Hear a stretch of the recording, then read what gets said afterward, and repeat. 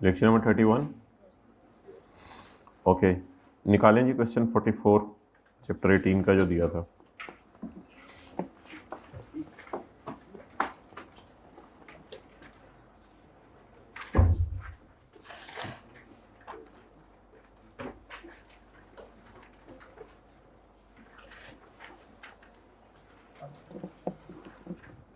आगे आ जाओ, पहली रो में आ जाओ। Kashif is a resident filer, resident बंदा है, इसका स्टे पाकिस्तान में 183 डेज से ज़्यादा है। फाइलर का क्या मतलब है? ये टैक्स जमा कराता रहता है या नहीं जमा करवाता?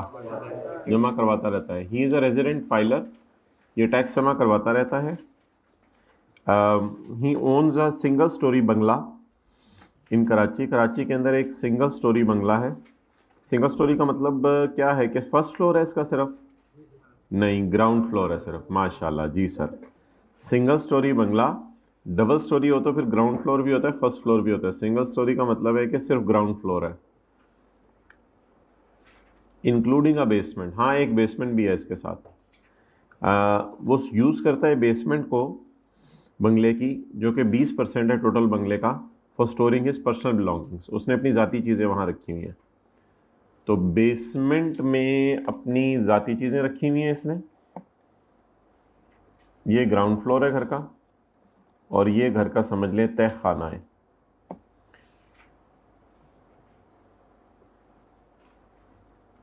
ये लामा इकबाल के मज़ार से यहाँ से इसने रास्ता निकाला हुआ है, ये इसकी बेसमेंट को जाता है। अस्तगफिरुल्लाह। अच्छा जी, तो ऑन यकम अक्टूबर 2019 को, हमारा साल ख़त्म होने से कितने महीने पहले? नहीं, बहुत पुरानी बात है। कितने लोगों ने ये सवाल देखा देखा लग रहा है? हाथ खड़ा करें ज़रा। देखा देखा लग रहा है। कितने लोग अभी देख रहे हैं? ये देख लो, होमवर्क ही करते हैं यार, अजीब लोग हैं। अच्छा, क्या मिल ही नहीं रहा था? पेज नंबर नहीं लिखा हुआ था? पेज नंबर लिखा हुआ था? हद हो गई, बुक पुरानी है।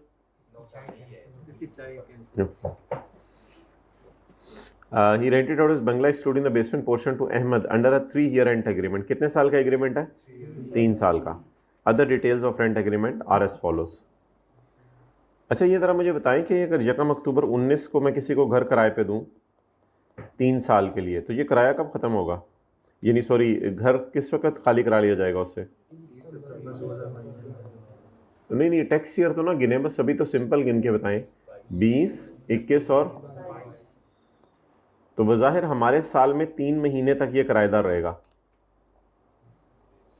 सही है, हमारे साल में 3 महीने तक किराएदार रहेगा। चीज़ें बड़ी सिंपल सिंपल सी होती हैं, बस अटेंटिवली सुने, समझ आ जाएगी। Other details are as follows. महीने का किराया उससे 3 लाख एग्री हुआ है। नॉन एडजस्टेबल सिक्योरिटी डिपॉजिट, ये कब दिया होगा उसने? मुझे रिसीव कब हुआ होगा? ऑन यकम अक्टूबर 19। और रिफंड कब हुआ वो देखते हैं फिर क्या हुआ। मुझे रिसीव हुआ होगा यकम अक्टूबर 19 को, being an owner of building. Monthly security charges, ये क्या है? सिक्योरिटी गार्ड की तनख्वाह है जो मालिक दे रहा है या कुछ और है? सिक्योरिटी गार्ड की सहूलत दी हुई है, उस बदले में मुझे इतने पैसे मिल रहे हैं। तो ये तीनों रिसीट्स हैं या पेमेंट्स हैं? He rented out his bungalow, other details of rent agreement are given below. Monthly rent इतना आ रहा है, non adjustable monthly security charges.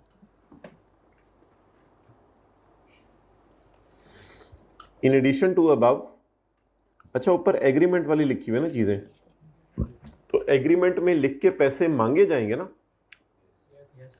जो सिक्योरिटी गार्ड से एग्रीमेंट होगा पेमेंट का, वो तो उसके साथ होगा, सिक्योरिटी गार्ड के साथ। तो ये मालिक मकान और किराएदार का एग्रीमेंट है, तो इसमें तो वही पैसे होंगे ना जो उससे मांगे जा रहे होंगे। In addition to above, Kashif also provided Ahmed with backup electricity from generator during load shedding at a fix monthly charge of 50,000। तो उसने एक जनरेटर की सहूलत भी उसको दी हुई है, जिसका महीने का किराया 50,000 रुपये है। बिजली का कनेक्शन बेसमेंट का सेपरेट है from the rest of the bungalow. तो बेसमेंट का कनेक्शन अलग है और पूरे घर का कनेक्शन अलग है। इसका मतलब है कि ये जो जनरेटर, अच्छा, in addition to above Kashif provides Ahmed with backup generator during load shedding at a fixed monthly charge of 50,000। ये जनरेटर का खर्चा है या उस किराएदार से हम जनरेटर की सहूलत मुहैया करने के बदले पैसे ले रहे हैं? पैसे ले रहे हैं। ये जनरेटर का किराया नहीं है, जनरेटर का खर्चा नहीं है। अच्छा, लेकिन एक बात ज़रा ध्यान रखिएगा, कहते हैं जनरेटर सिर्फ ग्राउंड फ्लोर को बिजली मुहैया कर रहा है, इसका बिजली का कनेक्शन अलग है। आगे चलें। असल में ना एक लाइन उसने शुरू में लिखी हुई है कि 20% बंगले का बेसमेंट है, यानी 20% हिस्सा जो है, अगर ये 80% हिस्सा है तो ये 20% हिस्सा है। ओके, ऑन 30 सितंबर 2022 हमें शुरू में ही पता चल गया हुआ था, द रेंट एग्रीमेंट कंक्लूडेड। हमें तो ऑलरेडी पता था ये रेंट एग्रीमेंट कंक्लूड हो गया। And Kashif agreed to sell the bungalow to Ahmad.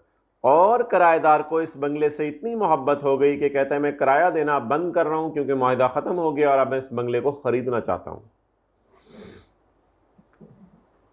5 मरले के घर के बाहर भी लिखा होता है ना आजकल कोठी। तो अच्छा, the non adjustable security deposit was retained as down payment for the purchase. हाथ खड़ा करके बताएं इसका मतलब कोई। जी आप बताएं। तो अब बता लेने देना उनको। फोरफिटेड बिल्कुल गलत लफ्ज बोला है, तो बोला ही नहीं जी। एक 1 बाय 1 जब बारी। अब नॉन एडजस्टेबल जो उनसे लिया था वो,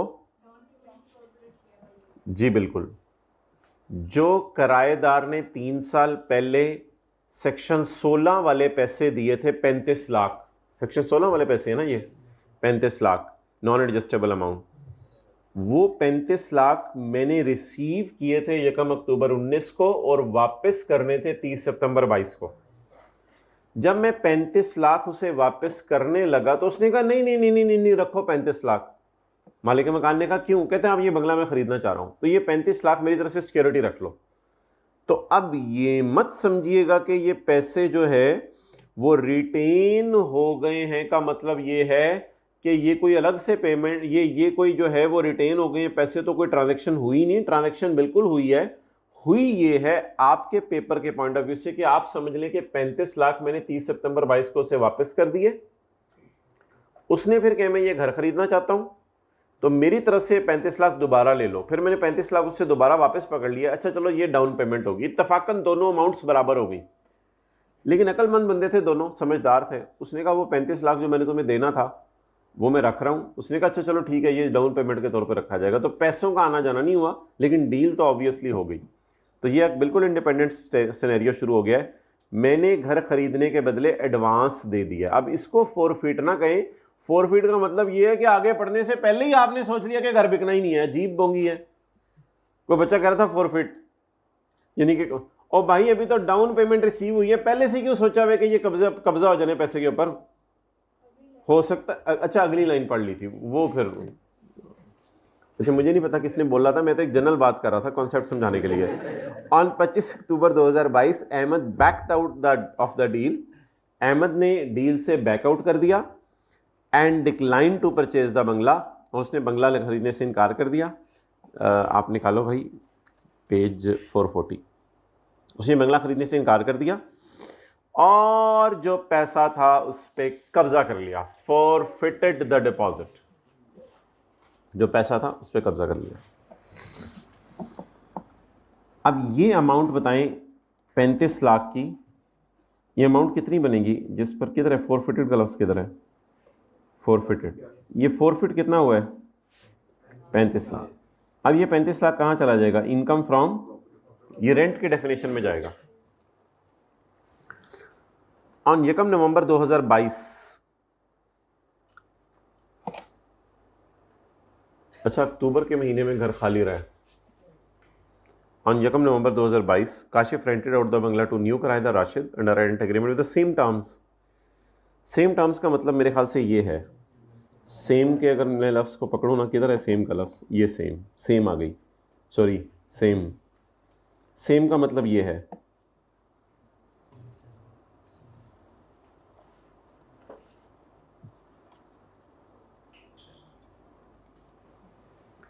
नए किराएदार को कहा है कि तुमसे 3 लाख किराया लेंगे, तुमसे 35 लाख रुपया नॉन एडजस्टेबल सिक्योरिटी लेंगे, तुमसे 40,000 रुपया सिक्योरिटी गार्ड की सहूलत का लेंगे और तुमसे 50,000 रुपया जो है वो जनरेटर का लेंगे। सेम का मतलब ये है कि चारों चीज़ें अब सेम है। During the year Kashif paid salary of 3,60,000 to security guard of bungalow and इनका 4.5 lakh for running the electricity generator. तो ऑब्वियसली आपको पता है घर का तो कोई खर्चा उसने दिया नहीं, तो इसमें से हम रिपेयर अलाउंस माइनस कर देंगे। सिक्योरिटी गार्ड की सहूलत और जनरेटर की सहूलत को हमने कहा था he is providing amenities, utilities and other services connected with the renting of building.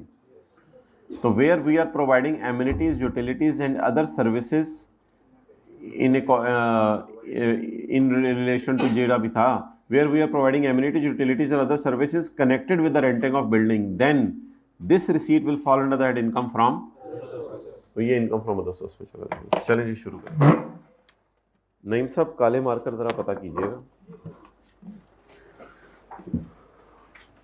अब मेरे ख्याल से जुलाई से सितंबर पुराना किराएदार रहा है और अक्टूबर से नवंबर नया किराएदार रहा है। अक्टूबर से नहीं, अक्टूबर से नवंबर कहाँ से हो गया? जुलाई से सितंबर पुराना किराएदार रहा है, अक्टूबर में घर खाली रहे और नवंबर, दिसंबर, जनवरी, फरवरी, मार्च, अप्रैल, मई, जून नया किराएदार रहा है।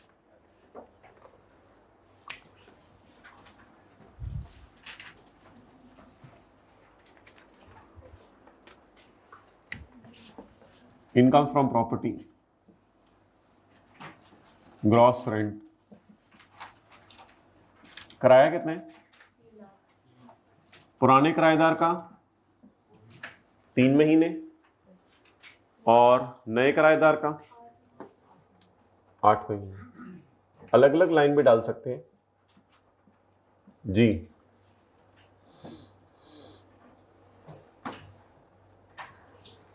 भाई मेरे घर से कैलकुलेटर मंगवा रहा हूँ जरा, उन्हें को मेरे घर से कैलकुलेटर ले आए, बंदा भेजे, फिर हम क्लास शुरू करते हैं जब तक आता है।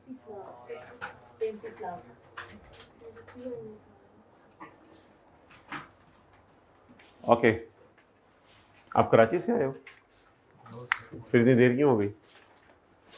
Next, non adjustable amount, section 16 का 3 किसी को याद है?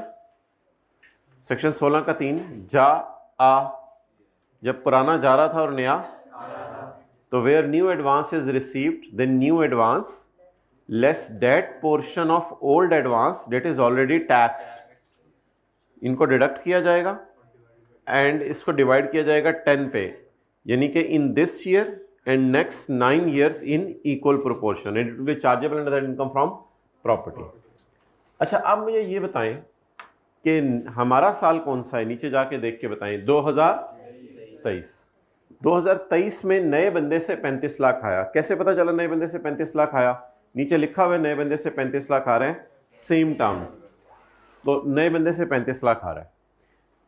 अब पुराने का कितना इनकम में जा चुका है, इसके लिए कोई ज्यादा कैलकुलेशंस की जरूरत नहीं, सारे इधर देखें। 30 जून 20 में गया होगा एक दफा, एक दफा 30 जून 21 में गया होगा, एक दफा 30 जून 22 में गया होगा। इस तरह गिना करें कि इन दोनों तारीखों के दरमियान कितनी दफा 30 जून आए हैं, इस तरह गिना करें। इन दोनों तारीखों के दरमियान कितनी दफा 30 जून आए हैं?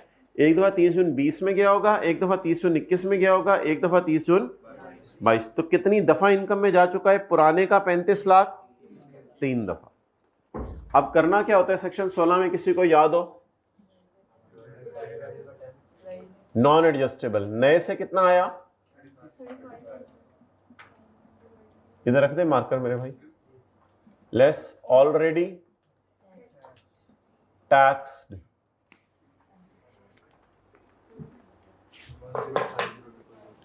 35 लाख का कितना पोर्शन इनकम में जा चुका है? 35 लाख ने 10 सालों में इनकम में जाना था, लेकिन फिलहाल 30 जून 20, ये 3 साल का रेंट एग्रीमेंट होके मैंने 3 गिना है, या 30 जून काउंट किए हैं, दरमियान में कितने आए हैं? 30 जून। 30 जून कौन कौन सा? 20, 21 और जी बोले।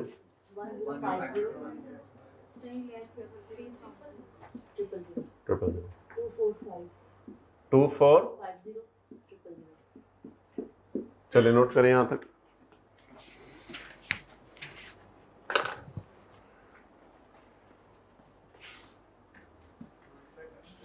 डिवाइड बाय 10, सॉरी नीचे इसको लिखना था, 2450 000।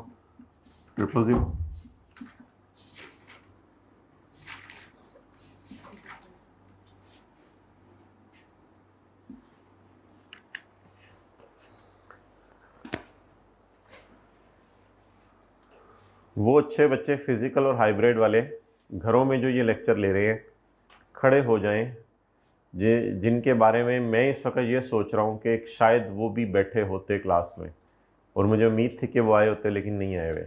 वो लोग ज़रा खड़े हो जाएं घरों में। अब ये जो लोग घरों में खड़े हुए हैं, इन्होंने कल भी क्लास में हाथ खड़े करने हैं ताकि मुझे पता चले आपके बारे में। ये कौन लोग हैं जो नहीं आए हुए? ये वो लोग हैं जो नहीं आए हुए और इनके बारे में मेरी सोच थी कि इनको आना चाहिए था, फिर भी नहीं आए। तो ये कौन कौन होंगे सोचे ज़रा। चलें आगे।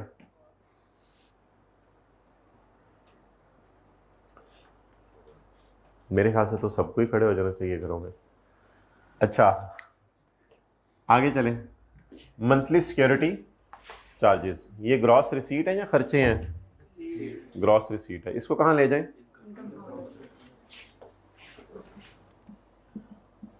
Income from other source. हाँ जी बोले,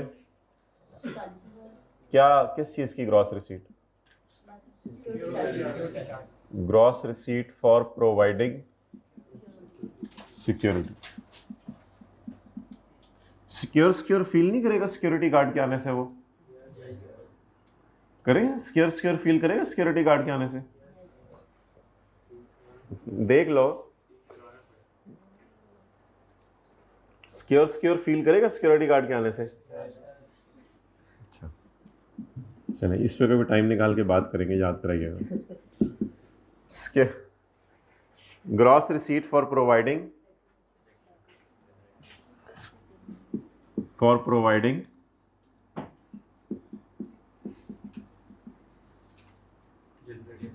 राइट।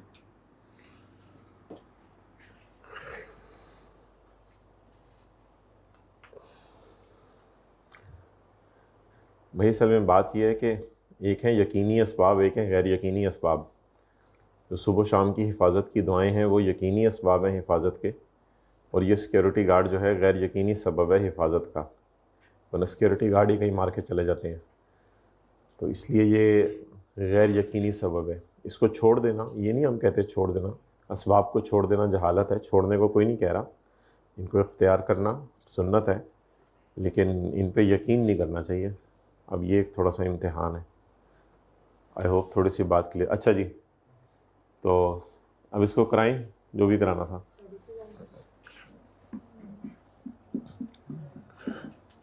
अब ना ज़रा ध्यान से, पुराना अलग अलग कर लें, अलग अलग करें। 40,000 ज़रा 3,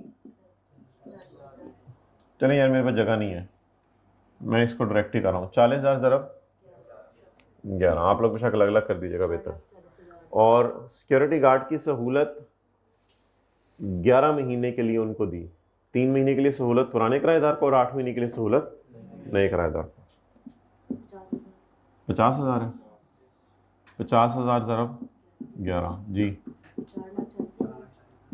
और ऊपर वाला और नीचे वाला और साइड वाला और कुछ?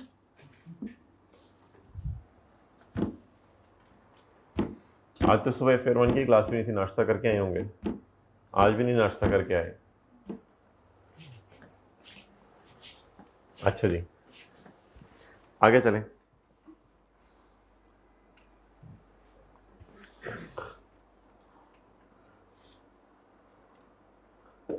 यहाँ तक हो गया है मैं भाई, 50,000 तक हो गया है माय डियर, 50,000 तक हो गया है।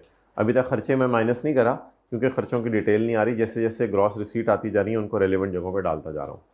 30 सितंबर को मैंने घर बेचने का मुआहिदा कर लिया और 35 लाख रुपये अगले का रख लिया, लेकिन वो 35 लाख रुपया बाद में जो है वो पता चला कि मैंने ज़ब्त कर लिया है क्योंकि अगले ने घर किराए पे लेना पसंद, सॉरी ख़रीदना पसंद नहीं किया। फोरफिटेड डिपॉजिट, पता नहीं क्या स्पेलिंग है, जो भी है। कितने? 35 लाख।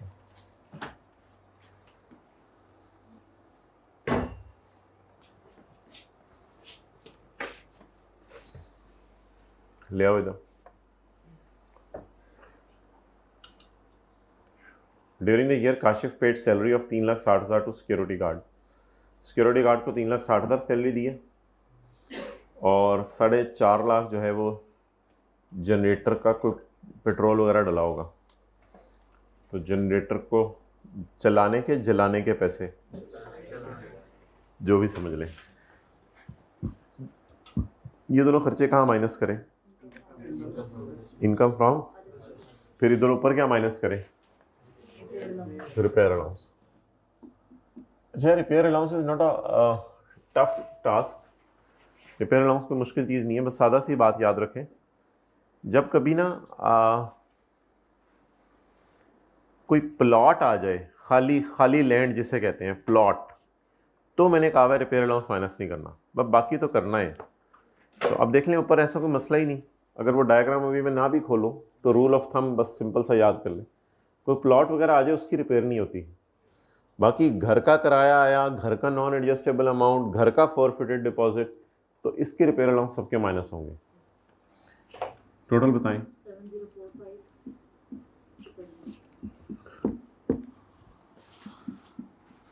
Less repair allowance. जी बोले। 7045 दोबारा 70 वो बहुत ज़्यादा हो जाएगा। 1409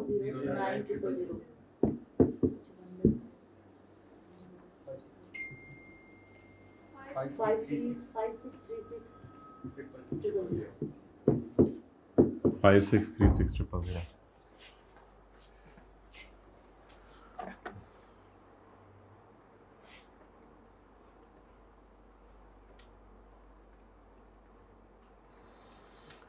अब ज़रा हाइब्रिड वाले बच्चे खड़े हो जाएं, जो घर बैठ के लेक्चर ले रहे हैं, जो जल्दी आते हैं टाइम पे वो भी, जो ख़ास तौर पे लेट आते हैं वो भी, और जो दरमियान में बैठते हैं वो भी, जो सामने बैठते हैं वो भी, जो एंड पे बैठते हैं वो भी, सारे ज़रा खड़े हो जाएं। माने बात ना, क्या कर रहे हैं, अभी तक खड़े नहीं हुए, प्लीज़ जल्दी करें, खड़े हो, शर्म नहीं आती? ठीक है, इंशाल्लाह 1 मिनट तक बैठ जा रहे हैं आप लोग इधर टोटल कराएं मुझे इतनी देर में। 9 लाख। चलें बैठ जाएं, खैर है, बैठ जाएं। आप भी भाई जल्दी जल्दी बैठें। ओके, अब मोहतरम इसमें से हमने माइनस करने हैं खर्चे।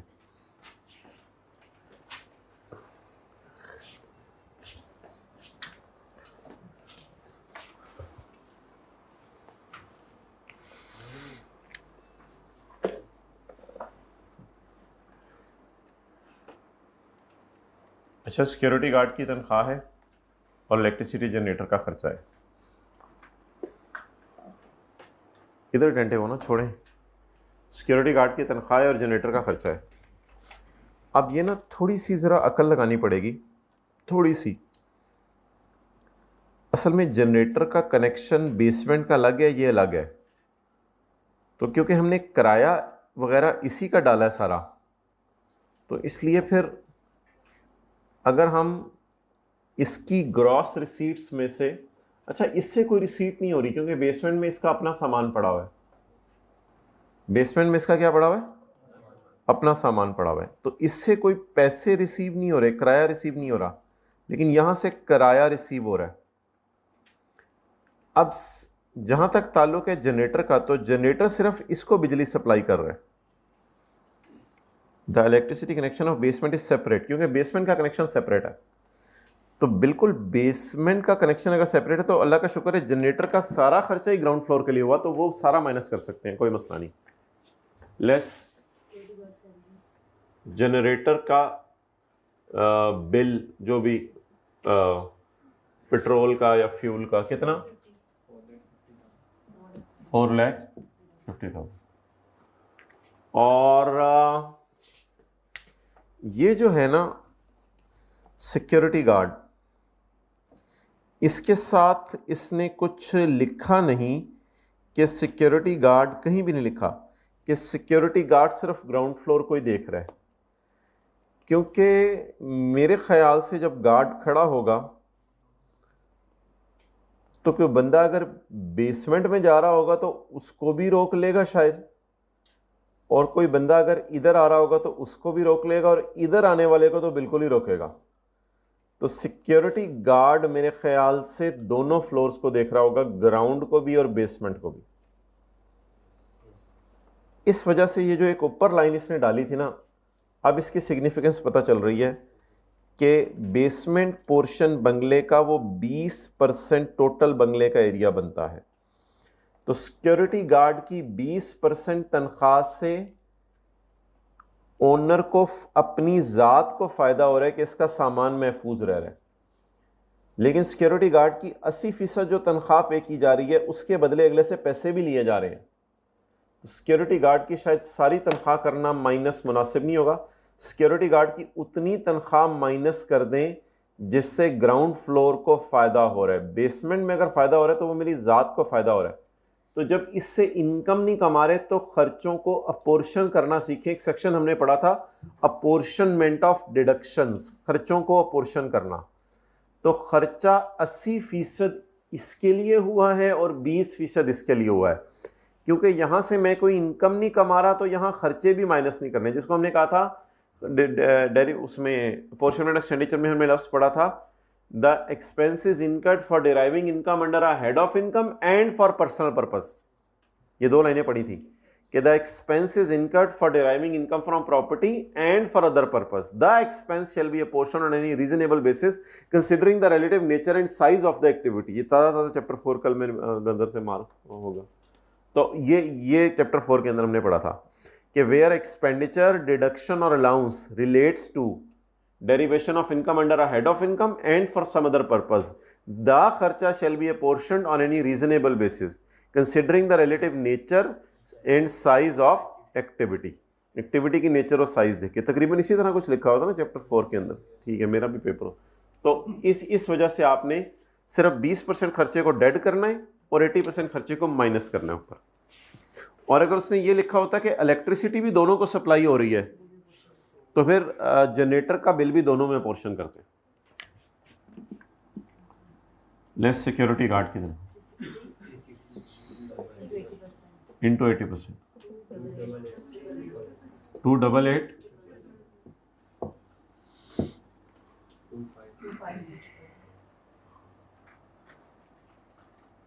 अब इस पूरे सवाल को हम रुपीज इन 1000 में भी कर सकते थे। देखिए कितना टाइम ज़ाया किया, 1000। ये अगर सिफर आप गिने तो मेरे ख्याल से को 50-60 सिफर बन जाने हैं। ये 50-60 सिफर की जगह ऊपर 3 सिफर लगा देते तो काम सारा हो जाना था काम। चलें 252000। सवाल की रिक्वायरमेंट पढ़ के बताएं कि इनकम निकालनी है या उस पर टैक्स भी निकालना है। बस टोटल इनकम निकालनी है under appropriate heads of income. Mister income and tax there on, नहीं बिल्कुल भी नहीं। Calculation of total income, income and tax there on लिखने की अब जरूरत नहीं। टैक्स ईयर 2000 जी, इनकम ऑन प्रॉपर्टी।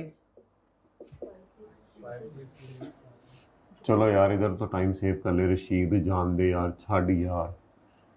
5636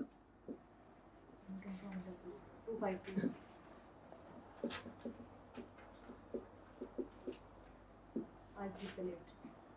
588। सर ये जिस तरह व्हाइट बोर्ड पे कर रही हैं सर, पेपर में भी उसी तरह करना है? नहीं, पेपर के लिए अलग क्लासें होंगी बेटा। अच्छा सर, वो कब होंगी? वो मार्च में, पेपरों के बाद। ओके भाई, पेपर में भी इसी तरह करना है, लेकिन इसको पूरा लिखना है, इनकम प्रॉपर्टी, इसको पूरा लिखना है, इनकम फ्रॉम अदर सोर्स।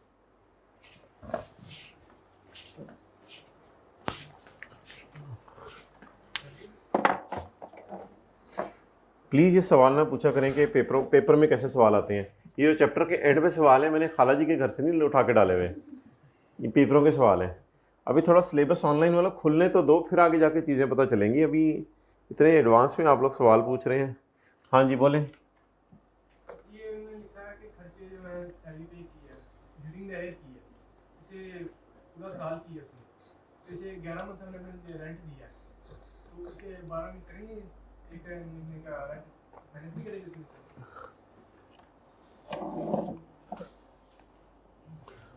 अच्छा, ये थोड़ी सी ना ऐसे डिबेटेबल सी बात है भाई ने जो की है। देखें, कहते during the year Kashif paid ₹3,60,000 to security guard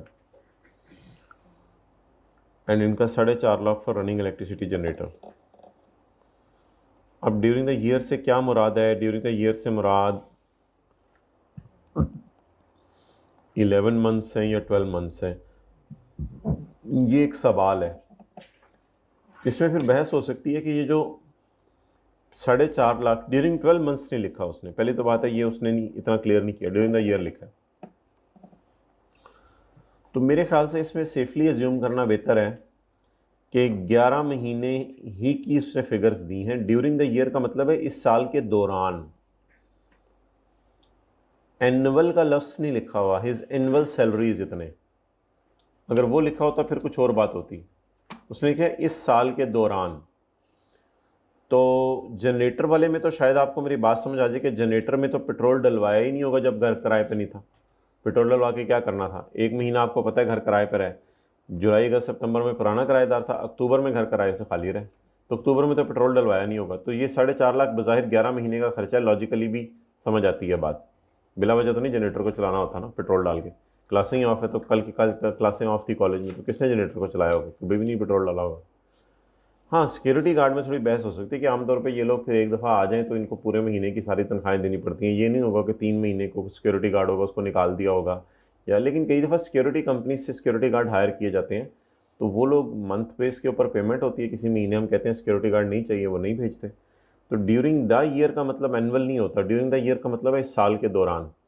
तो बज़ाहिर ये खर्चे 11 महीने के ही हैं। लेकिन अगर खुदा ना खासा आ जाता है annual salary of security guard is 3,60,000, तो फिर आप कर लेते तो ठीक था। 3,60,000 12 महीने की है तो 11 महीने के माइनस करेंगे, क्योंकि इनकम ही 11 महीने कमाई है। ओके, अगला सवाल था कौन सा?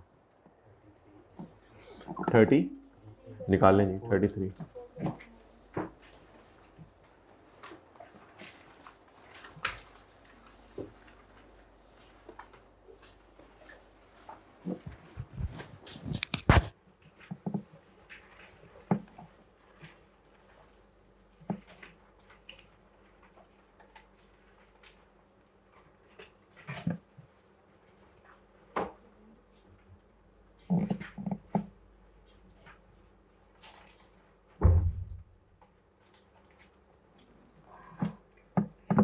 थर्टी थ्री का ए।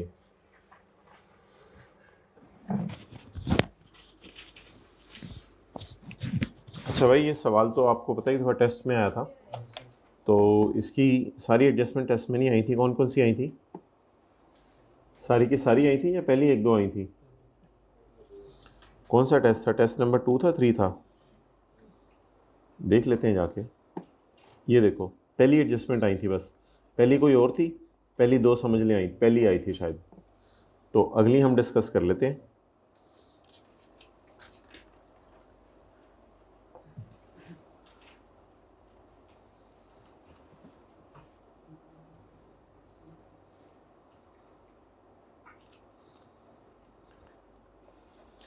Farheen is a resident Farheen and has provided following information related to tax year 2020। अब पहली वाली एडजस्टमेंट मैं नहीं कर रहा क्योंकि वो एक दफ़ा क्लास में डिस्कस होगी भी है। She owns a residential plot in Karachi, उसके पास एक प्लॉट है कराची में। ऑन यकम मार्च, कल वाले टेस्ट के लिए रेडी है इंशाल्लाह। क्या टाइम है एमसीक्यू उसका? रात का 9:30 बजे है। She owns a residential plot in Karachi on यकम मार्च 2020, ऑनलाइन वाले भी। ऑन यकम मार्च 2020 को she decided to sell the plot to Mahreen for 22 lakh, और उसने 1,76,000 एडवांस पकड़ा दिया। यकम जून को she forfeited the deposit on refusal of Mahreen to purchase the plot, तो उसने उसके पैसे पे कब्जा कर लिया। घर खरीदने का इरादा किसका था? महरीन का। और ये खुद कौन है? फरहीन। तो ऑब्वियसली महरीन आई, महरीन ने कहा ये घर मैं नहीं लेना चाहती, तो उसने कहा मैं तुम्हारे 1,76,000 पे कब्जा कर लूँगी। तो महरीन ने भी कोशिश की उसके बाल बुल खींचने खूंचने की, और ये वो थोड़ी सी हल्की फुल्की धींगा मुश्ती हुई, कुछ नाखून नुखून उसने दिखाए उसको, ये किया, लेकिन उसने कहा तू जो मर्जी कर ले, 1,76,000 तुझे नहीं दूंगी मैं। तो 1,76,000 उसने कब्जा कर लिया। 22 लाख का कुछ नहीं करना। No, 1,76,000 will go to income from property. 1,76,000 कहाँ चला जाएगा? इनकम फ्रॉम प्रॉपर्टी में। तो well I am not solving this whole question for you people because you are the real guys, you can do it yourself. तो अब working में इसके अलावा भी कोई इनकम ऑफ प्रॉपर्टी होगी, मुझे क्या पता, तो शायद इसके अलावा भी कोई इनकम ऑफ प्रॉपर्टी थी, लेकिन ये मैं थोड़ा सा ऐसे नीचे जगह छोड़ के, ये कौन सी इनकम ऑफ प्रॉपर्टी है? Forfeited deposit in respect of plot. बोलें ज़रा, 176,000। अब हम पिछले सवाल से डसे जा चुके हैं, इसलिए अब हम रुपीज़ इन थाउजेंड में सॉल्व कर रहे हैं। पेपर में यहाँ लिखाएंगे रुपीज़ इन थाउजेंड। अच्छा, मैं नोट करने की ज़रूरत नहीं, कोई चीज़ ऐसी हुई तो बता दीजिएगा।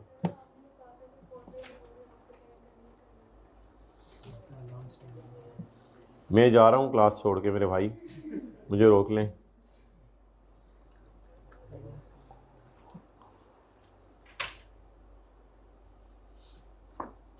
रेंट की डेफिनेशन में था forfeited deposit for the sale of land और बिल्डिंग। तो लैंड या बिल्डिंग का अगर फॉरफिटेड डिपॉजिट आए तो वो रेंट में आएगा। हाँ, अगर कोई नॉन एडजस्टेबल एडवांस आ जाए तो वो सिर्फ बिल्डिंग का है, उसमें लैंड शामिल नहीं है। ये मैंने कहा था। ऑब्वियसली इंसान है, भूल जाता है। समझ आ गई? को किसने बोला था? सवाल किसका था? ठीक है, ओके। तो रिपेयर अलाउंस की तो डिस्कशन अलग है। वो ये है कि प्लॉट वाली चीज़ों का रिपेयर अलाउंस माइनस बाकी चीज़ों का रिपेयर अलाउंस माइनस, ये लिखा है। बस इन दोनों चीज़ों को मिक्स ना करें, बात सिंपल सी दिखा दी है। फॉरफिटेड डिपॉजिट लैंड का भी आता है और नॉन एडजस्टेड। फॉरफिटेड डिपॉजिट होता है बेचना था, बेचने का मुआहदा हो गया, बाद में डील कैंसिल हो गई, एडवांस पे कब्जा कर लिया। नॉन एडजस्टेबल एडवांस ये होता है कि कोई घर किराए पे दिया या कोई प्लॉट किराए पे दिया और दे के उसके बदले कोई पैसे आज ले लिए कि काफ़ी अर्से बाद उसको वापस करना है। तो इन दोनों में फ़र्क है। तो अगली एडजस्टमेंट पड़ेगी। रिपेयर अलाउंस का तो बस सिंपल रूल याद रखें, डायग्राम एक बनवाई भी है, लेकिन उस डायग्राम को छोड़ें। सादा सी बात, बस अगर प्लॉट का कोई भी रिपेयर अलाउंस है तो उसको माइनस, बाकी रिपेयर अलाउंस माइनस करने हैं। जी क्लियर आपको? अच्छा, ऑन यकम December she acquired a furnished office on monthly rent of 5,000। उसने कई साल पहले एक ऑफिस लिया था किराए के ऊपर फॉर हर ओन यूज़, कि उस ऑफिस के अंदर बैठेगी, बैठ के अब पता नहीं मक्खियाँ मारेगी, क्या करेगी, वो उसकी मर्जी। And it paid a non refundable amount of 20 lakh to पुराना किराएदार फॉर वेकेटिंग द ऑफिस। पुराना किराएदार छोड़ नहीं रहा था उसको, तो उसने पुराने किराएदार को गाड़ी में ले गई थी और ब्रीफ केस से 20 लाख निकाल के उसने दे दिए। तो ये उसने पुराने किराएदार को 20 लाख दिए थे कब्जा छुड़वाने के, 2017 में। बहुत पुरानी बात है ये। 2017 कौन सा साल बनता है? Tax year 2018। टैक्स ईयर 2018 में उसने पुराने किराएदार से कब्जा छुड़वाया था। अब ये जो कब्जा छुड़वाना है, ये बिल्कुल उसी तरह है जैसे क्लास में लेट आना। क्या? हाँ, कितने बजे निकले थे सुबह? 9 बजे निकले थे, मुल्तान से 9 बजे निकले थे। हाँ, 1 मिनट, मुल्तान ठीक है, अब्दुल हकीम से निकले थे। तो वो अगर आप 8 बजे कर लेते तो for further details you can contact me after class. तो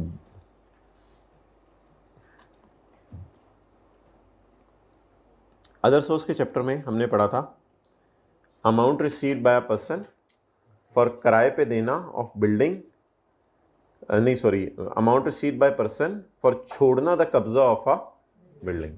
तो कब्जा छुड़वाने के जो पैसे आएंगे वो इनकम फ्रॉम अदर सोर्स में जाएंगे। तो during the year she received an offer of 24 lakh from Shahroz. Shahroz आया, शहरोज ने ऐसे ब्रीफ के साथ में पकड़ा हुआ था, ये पकड़ाना था ना, माशाल्लाह बैग बहुत खूबसूरत लग रहा है। तो शहरोज ने ऐसे ब्रीफ के साथ में पकड़ा हुआ था, उल्टा करके पकड़ा, शहरोज ने ऐसे ब्रीफ के साथ में पकड़ा हुआ था, ने कहा था मेरीन मेरीन मेरीन है फरीन है, एक तो बाजियाँ मिक्स हो रही हैं सारी। तो उसने कहा था फरीन फरीन इसके अंदर 24 लाख है, फरीन फरीन इसके अंदर 24 लाख है। फरीन को एकदम याद आया कि इसने भी ज़िंदगी में किसी को इसी तरह 20 लाख दिखाया था। ज़ाहिर बात है जब 2017 में इसने अपने लिए ये ऑफिस किराए पे लेना था तो इसने उसको 20 लाख दिखाया था। तो इसने शहरोज़ को कहा कि ठीक है मैं बैग खोल के चेक करती हूँ। उसने ऑफ़र की 24 लाख की टू वेकेट दिस ऑफिस, कि खुदा के लिए इस ऑफिस को छोड़ दो, अब तुम इसकी पुरानी किराएदार बन गई हो, इसकी पुरानीस्ट किराएदार जा चुकी हुई है, अब मैं इसका नया किराएदार बनना चाहता हूँ, विच शी एक्सेप्टेड। 24 लाख देख के, वैसे भी वो 2017 से कुछ करना चाह रही थी, ऑफिस में बैठ के बेचारी कर नहीं सकी थी। तो अब सवाल में तो यही लग रहा है ना, 2017 से लेके अभी तक ऑफिस में उसने क्या किया, उसमें तो उसने बताया नहीं, कोई बिजनेस शुरू किया क्या किया, ठीक है। तो which he accepted and received the amount on यकम मार्च 2020। तो 24 लाख रुपए वाला बैग फरहीन ने रिसीव कर लिया, लेकिन फरहीन ने 20 लाख रुपए किसी को दिया भी तो था ना। तो any amount received by Farheen as consideration for vacating the kabza of building as reduced by any amount paid by Farheen to acquire the possession of building shall be chargeable under that income from other source.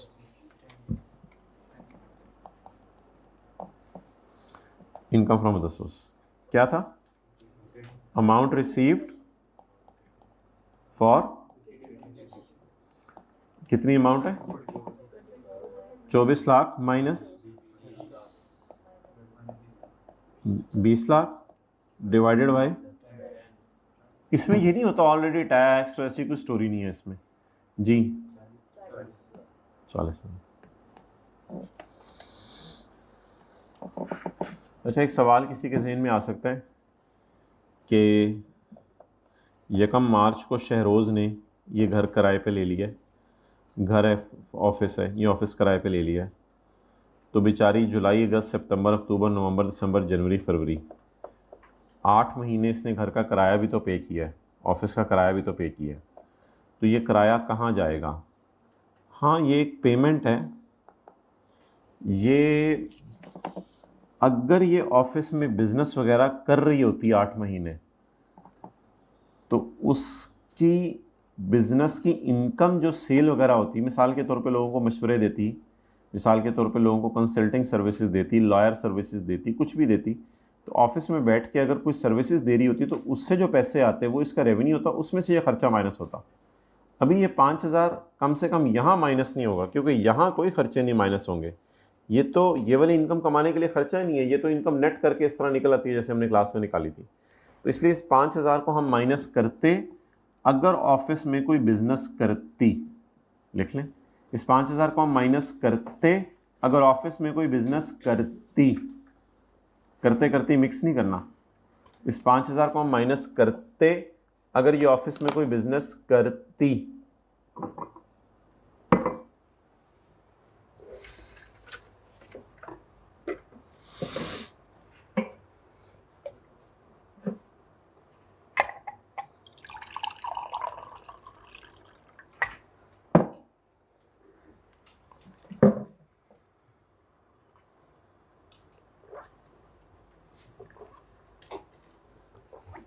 इसको फिर ignore कर दो। बिला वजह तो नहीं खर्चे minus हो सकते ना, कहाँ से करें। साल ख़त्म होने से 9 महीने पहले उसको एक फैक्ट्री मिली है प्लांट एंड मशीनरी के साथ अपने अब्बू की तरफ से विरासत के तौर पे, एंड लेट इट आउट, और इसको इसने किराए पे दे दिया है यकम दिसंबर से। 7 महीने किराए पे चढ़ाए रखा है। तो आपको पता है बिल्डिंग का प्लांट एंड मशीनरी के साथ किराए पे जाना इनकम फ्रॉम अदर्स। तो rent from land and building along with plant and machinery, land and building and machine ji.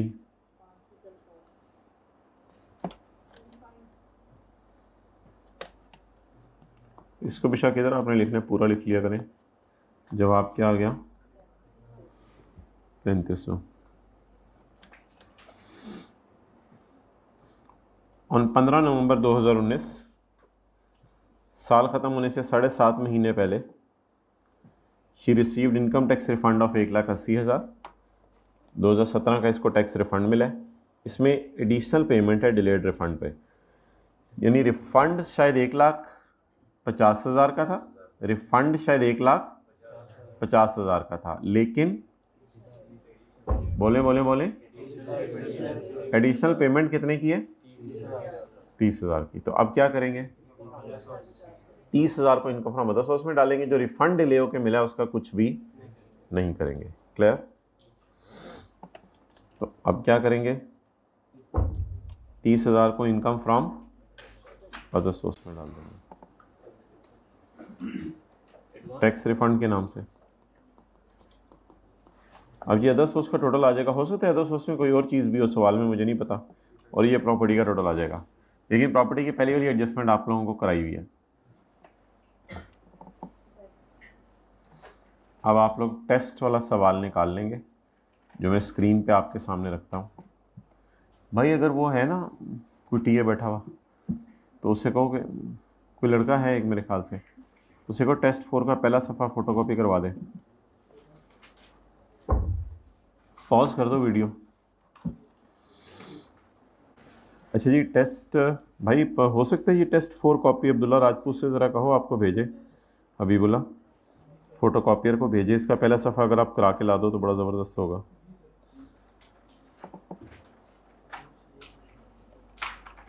Taqi Ahmad is working as director marketing.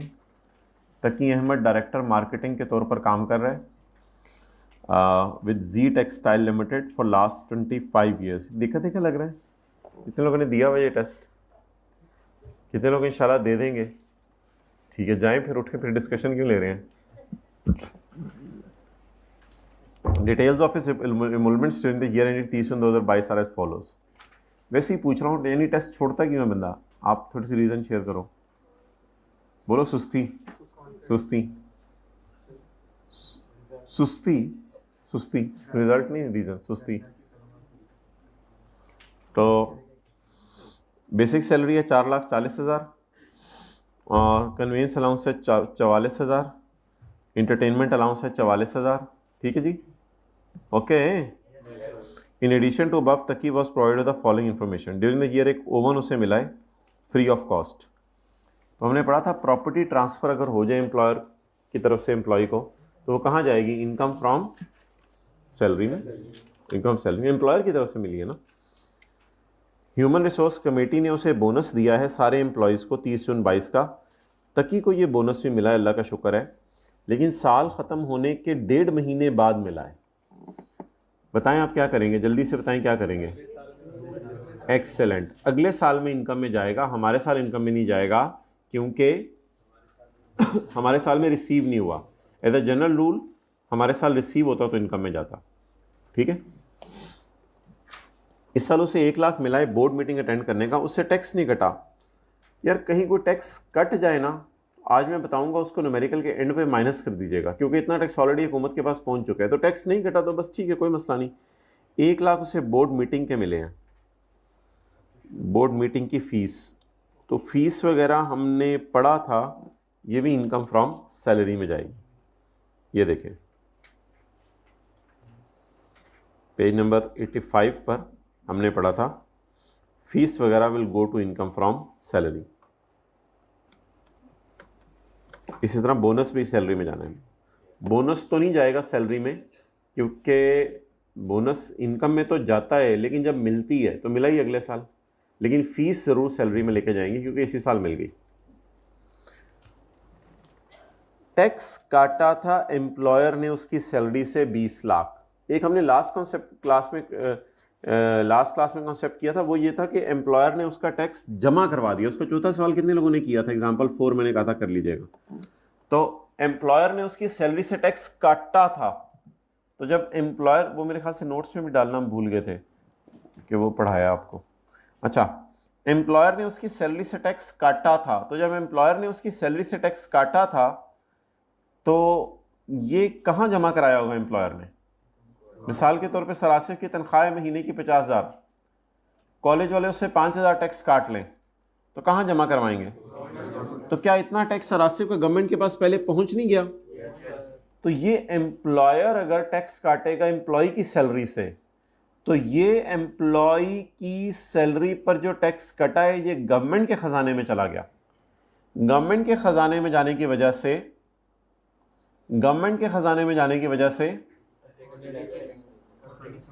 हाँ, गवर्नमेंट के खजाने में जाने की वजह से बोले क्या होगा? हाँ जी, गवर्नमेंट के खजाने में जाने की वजह से इतना टैक्स ऑलरेडी गवर्नमेंट के खजाने में पहुंच गया, तो एंड पे माइनस कर देंगे आप। तो इसको क्लास में मैंने कभी माइनस करवाया नहीं था, लेकिन आज इंशाल्लाह माइनस करवा के दिखाऊंगा।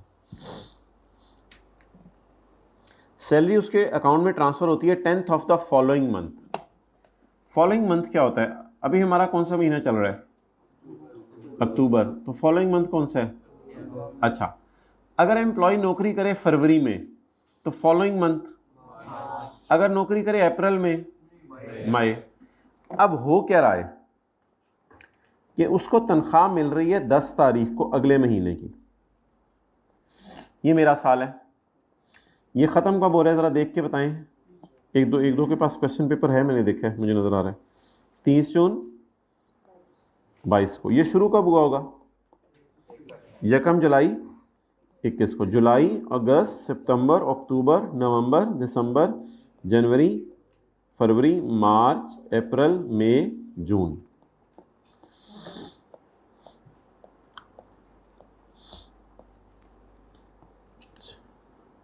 जुलाई की तनख्वाह कब मिली होगी? अगर 10 अगस्त। अगस्त की तनख्वाह कब मिली होगी? ये कौन से महीने की तनख्वाह है? फरवरी की। ये कौन से महीने की तनख्वाह है? और जून की कब मिली होगी? 10 जुलाई को। और कुछ रह गया? हाँ, ग्रीन डॉट। ये ग्रीन कलर में क्यों है? ये पिछले साल के जून की तनख्वाह 10 जुलाई को मिली है। समझ आ गई बात की? अच्छा, अब ये डायग्राम बनाने का मकसद नहीं है अगर तनख्वाह सेम रहती है हर साल। फर्ज करें अगर तनख्वाह पिछले साल 60,000 मिल रही थी हर महीने की और इस साल 70,000 मिल रही है, तो हम 70,000 को मल्टीप्लाई करेंगे 11 से, क्योंकि salary is taxed on receipt base, और 60,000 को मल्टीप्लाई करेंगे 1 से। लेकिन अगर एम्प्लॉयर कहता है तू मर भी जाए, जितने मर्जी साल नौकरी करे, तेरी तनख्वाह मैंने 70,000 ही रखनी है, जो मर्जी कर ले, तो फिर ये टेंशन नहीं। 70,000 को फिर आप 12 से मल्टीप्लाई करेंगे, डायरेक्ट जवाब भी आ सकता है। लेकिन खुदा ना खास्ता अगर इसकी सैलरी बढ़ या कम हो रही हुई, आमतौर पर बढ़ती है, अगर इसकी सैलरी महंगाई की वजह से एम्प्लॉयर बढ़ा रहा है, तो फिर ये सारी डायग्राम हमारे ज़हन में होनी चाहिए। और हमें 2 बातें बस पता होनी चाहिए। हमारे जून की तनख्वाह हमारे साल में ऐड नहीं होगी, क्योंकि हमने पहले दिन रूल पढ़ा था salary is taxed on received base, तो रिसीव अगले साल हो रही है। और दूसरी बात हमें यह पता होनी चाहिए कि पिछले साल के जून की तनख्वाह हमारे साल 10 जुलाई को मिली होगी। तो 2 बातें, हमारा जून न्यूमेरिकल में आएगा नहीं और पिछला जून न्यूमेरिकल में आएगा। ये बात इंपॉर्टेंट थी। ये सारी डिस्कशन मैंने आपसे की सिर्फ ये वाली लाइन पढ़ के। सैलरी उसको अगले महीने की 10 तारीख को मिलती है। क्या अगर एक बंदे को सैलरी अगले महीने की 10 तारीख को मिलती है और उसने टैक्स नहीं पढ़ा हुआ और वो कहता है ये कॉन्सेप्ट तो सर ने क्लास में नहीं करवाया था, और एक लेमैन है, बिल्कुल सादा बंदा है, उसको ये बताया जाए कि तुम्हें तनख्वाह मिला करेगी अगले महीने की 10 तारीख को, अगर उसने टैक्स नहीं भी पढ़ा हुआ, तो क्या उसको जब 10 जुलाई को तनख्वाह मिलेगी उसे पता चल जाएगा ये पिछले साल जून की है? तो पता नहीं आप लोगों को पेपर में क्यों नहीं पता चला? पता चलना चाहिए था पेपर में। तो हमारे साल जून की तनख्वाह नहीं मिलेगी हमें, वो कब मिलेगी? अगले साल। और सिमिलरली पिछले साल की जून की तनख्वाह कब मिलेगी? हमारे साल के स्टार्ट में किस दिन? 10 जुलाई। बांट दो यार सफ़े।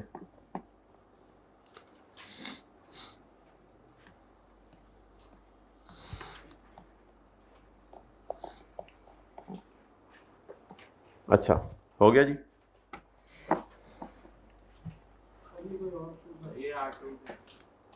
अच्छा चलो उसे कह दो टैक्स का भेज दे आप।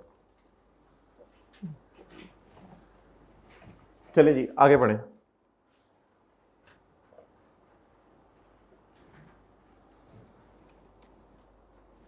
बल्कि सफ़े रहने दो ना, जोहर के बाद मस्जिद के बाहर खड़े हो जाइएगा, बच्चे से पूछेगा R2 के, आप उसे सफ़ा दे दीजिएगा। 100 बच्चों से पूछने आपने, कोई ना कोई R2 का मिल जाएगा। अच्छा अब अगली लाइन पढ़े। अब फटा ये रह गया कि तनख्वाह सेम है या डिफरेंट है। मेरे भाई फटा ये रह गया तनख्वाह सेम है या मिलती जुलती है। ये तो एक ही बात होगी। फटा ये रह गया कि तनख्वाह सेम है या डिफरेंट है। मैं देखना चाह रहा हूँ आज आप आगे बैठे हो तो आगे बैठ के समझ आता है या नहीं। 10% सालाना इंक्रीज हो रही है तनख्वाह में। हर साल तनख्वाह 10% बढ़ जाती है। यकम जुलाई से बढ़ती है, इफेक्टिव यकम जुलाई से होती है हर साल। पिछले 3 सालों से यही ट्रेंड चल रहा है अल्हम्दुलिल्लाह। तो फिर इस साल भी तनख्वाह बढ़ी है ऑब्वियसली। तो ये एक ट्रेंड बता रहा है, इस सवाल से हटके एक मेरे ख्याल से बेसिक चीज़ बता रहा है कि हर साल अल्हम्दुलिल्लाह 10% तनख्वाह बढ़ी और पिछले 3 सालों से बढ़ी है। और भाई पिछले 6 सालों से भी बढ़ी होती तो यही करना था। 3 तो ऐसे ही उसने लिख दिया, कोई 3 इसलिए नहीं लिखा कि 3 से मल्टीप्लाई करें। अब जैसे सवाल के शुरू में लिखा हुआ था उसने कि 20 साल से 25 साल से यहाँ नौकरी कर रहा है, इससे क्या फ़र्क पड़ता है? इसका मतलब ये तो नहीं कि आपने इनको 25 से मल्टीप्लाई कर देना है। ये ज़रब 12 ज़रब 25 पूरी ज़िंदगी की तनख्वाह डालनी है इस साल इनकम में। तो पिछले 3 सालों से हर साल 10% तनख्वाह बढ़ रही है, तो अल्हम्दुलिल्लाह इस साल भी बढ़ी है। तो ये ट्रेंड चल रहा है, बस ये बता रहा है। अच्छा अब मेरा ये सवाल है कि ये तनख्वाह किस साल की है? 22 के साल की है या 21 के साल की है? तो यार सीधी सी बात है ना, ऐसे मैंने कहा चीज़ें सादा होती हैं, घूरने लग जाया करें। ये तनख्वाह किस साल की है? जो उसने ऊपर बताया हुआ उसकी है, 22 की है। तो 4,40,000 4,40,000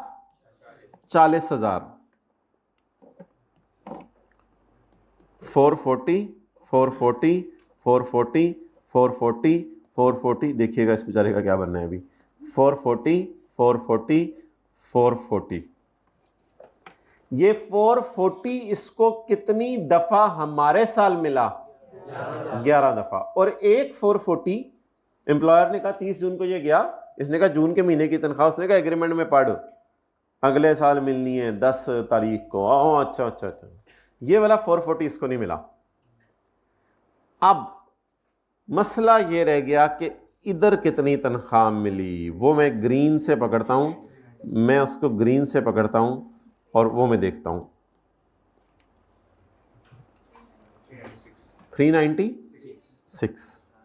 अच्छा देखिए हुआ क्या होगा। अगर एक बंदे की तनख्वाह 12,000 होती है किसी एक साल और अगले साल हुकूमत 10% बढ़ाए तो कैसे बढ़ेगी? 12,000 जमा 10% ऑफ जो छोड़ो इज इक्वल टू 13,200। डन। इसी तरह बढ़ेगी ना। मेरे पिछले साल की तनख्वाह सिक्योरिटी गार्ड कहता है 12,000 थी, इस साल प्रिंसिपल साहब को तरस आया, उन्होंने 10% बढ़ा दी। बेटा आप बताओ मेरी नई तनख्वाह कितनी है? अब आप क्या कहेंगे? नहीं यार मैंने तो नहीं अभी तक पढ़ा ये कॉन्सेप्ट। कैलकुलेटर पकड़ेंगे, पिछली तनख्वाह में 10% डालेंगे और नई तनख्वाह निकाल के बता देंगे 13,200 बनती है। समझ आ गई बात? ये तो मैंने आपके समझने के लिए कॉन्सेप्ट बताया। पिछले साल की तनख्वाह मिसिंग है या हमारे साल की? पिछले साल की। तो मेरे ख्याल से ऐसा करते हैं, पिछले साल की तनख्वाह को लेते हैं x जमा 10% ऑफ x। इसी तरह हुआ होगा ना, पिछले साल की तनख्वाह जमा 10% ऑफ पिछले साल की तनख्वाह इज इक्वल टू हमारे साल की तनख्वाह। इससे कोई डिसएग्री करा तो बता दे। यही है। अब x इज इक्वल टू बता दें कितना आ रहा है? 396 को छोड़े, आप लोग कराएं कैलकुलेटर जिन्होंने यूज किया है। Well done, 400,000।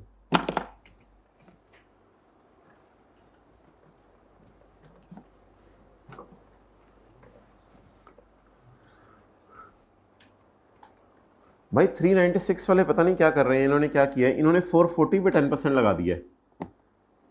यही किया ना इन्होंने, 90% लगा दिया है। वो एक ही बात हुई, 440 पे 10% लगा के उससे माइनस किया है, वही एक ही बात हो गई। ये क्यों गलत कर रहे हैं? ये 396 वाले क्यों गलती कर रहे हैं? जिन लोगों का ये दावा है कि मैंने कैलकुलेटर पर निकाली है पिछले साल की तनख्वाह 396, वो जरा हाथ खड़ा करें। मैंने पिछले साल की तनख्वाह निकाली है 396 और इस साल की 4। इनके दावे को मैं टेस्ट करने लगा हूं कि इनकी पुरानी तनख्वाह सही निकली है या नहीं। एक बंदे की ये लोग दावा कर रहे हैं तनख्वाह 396 पिछले साल, और ये लोग फिर कह रहे हैं कि इसका 10% इंक्रीज आ गया।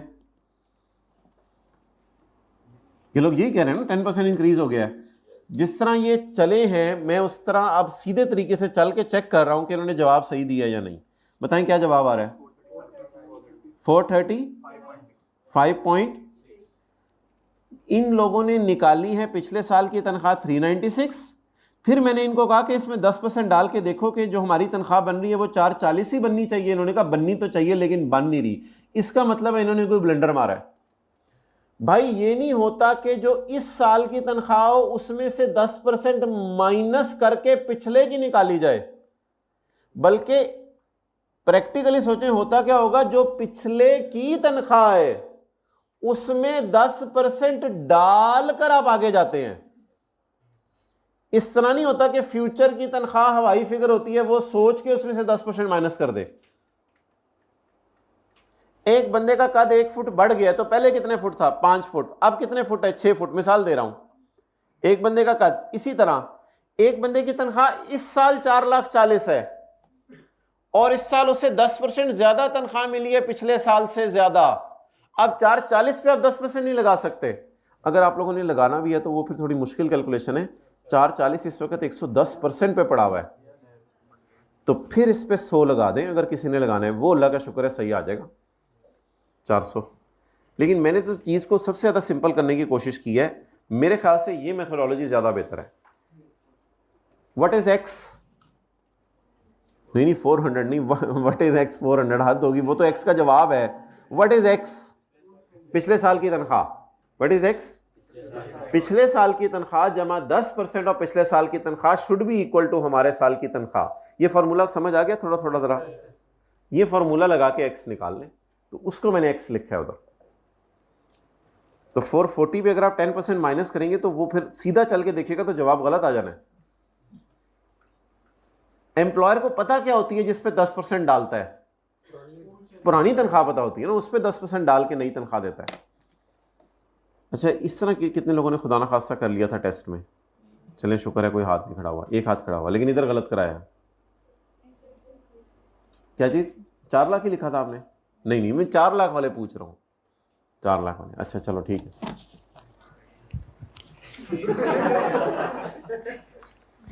ओके आगे चलें। अच्छा रखती है ऐसी चीज़ों पे कि पहले ही सोचा होता है। मुझे तो नहीं मिल रहे, पहले ही मुझे पता था। हाँ जी, अब ये 4 लाख पिछले की। अब हम जब सवाल सॉल्व करना शुरू करेंगे तो हम करेंगे 4 लाख ज़रब 1 महीना, हाँ, और 4,40,000 ज़रब 11 महीने। डन। चलें जी, सवाल ख़त्म हुआ। किस नोट करना है तो कर लें, मैं बस वाइट बोर्ड की तरफ आने लगा हूँ। रशीद चीज़ें पढ़ी पढ़ी हैं, पता नहीं क्या हो जाता है पेपर में मुझे। कोई नहीं भाई, प्रैक्टिस होगी तो इंशाल्लाह चीज़ें पक्की हो जाएंगी। अभी आप ऐसे ऐसे न्यूमेरिकल कराने शुरू किए, अब इंशाल्लाह और हम प्रैक्टिस करेंगे, ठीक है। और जो लोग ये कहते हैं कि इस तरह के सवाल अगर पहले आप लोगों ने करा दिए होते तो हमारा भी टेस्ट अच्छा हो जाता, तो ठीक है, अगला टेस्ट देख लेते हैं आपका। अब तो करा दिए ना इस तरह के, अगला टेस्ट देख लेते हैं आपका। उसमें यार नए मसले तो आएंगे, लेकिन मेरे ख्याल से आधा सवाल तो अभी आज मैंने आपको 2 सवाल कराए आज, एक फरहीन वाला और एक काशिफ वाला। आधा सवाल तो सही हो जाना चाहिए मेरे कराए बगैर भी, कि नहीं हो जाना चाहिए। तो आधा आई कैप तो आधा तब मांग रहे हैं जब आप पूरे 5 महीने पढ़ चुके हो, मॉक दे चुके हो, फाइनल रिवीजन कर चुके हो। अगर अभी आपसे आधा सवाल हो रहे तो ये तो बहुत ज़्यादा है इस टाइम पे भी मेरे ख्याल से, तो थोड़ा कम पढ़ना शुरू मतलब ये कि आधा सवाल तो हो जाना चाहिए ना सही। आई कैप कितना चाहता है सवाल आपका सही हो? आधा, लेकिन इसके लिए पेपर सारा करना पड़ता है 100 नंबर का। हर सवाल आधा आधा सही करके आ जाए अल्हम्दुलिल्लाह। बहुत रेयर केसेस होते हैं। एक पठान लड़का एक दफ़ा मिला था, FAR 256 नंबर का पेपर करके आया था, कहते लेकिन करके बड़ा सुथरा आया था, बस मैंने बाकियों को हाथ नहीं डाला, पास हो गया था। लेकिन ऐसे केसेस बहुत कम मिलते हैं। जो करूँगा सही करूँगा, नहीं तो नहीं करूँगा। ये बहुत रिस्की अप्रोच है। बेस्ट अप्रोच ये है कि सारा करके जाएं।